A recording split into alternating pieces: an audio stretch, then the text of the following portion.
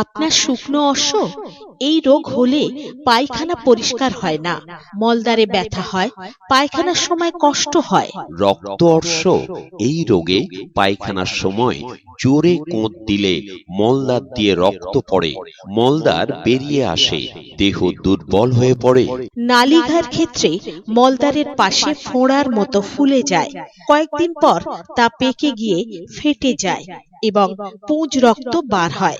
তার কিছুদিন পরে ভগন্দরে পরিণত হয়, যা সঠিক চিকিৎসা না হলে ক্যান্সারের মতো দুরারোগ্য ব্যাধি দেখা দিতে পারে। তারা দীর্ঘদিন ধরে অশ্ব, হালিস, ভগন্দর, বলি, রক্তপাত, ফিসার, নালিঘা, ফোড়া, এক কথায় মলদ্বারের যে কোনো জটিল ও কঠিন রোগে ভুগছেন, এখানে সেখানে গিয়ে গাদা গাদা টাকা খরচ করেও কোনো উপকার পাচ্ছেন না, তাদের সুচিকিৎসার 100% গ্যারান্টি দিচ্ছেন পাইলস অ্যান্ড ফিস্টুলা ক্লিনিকের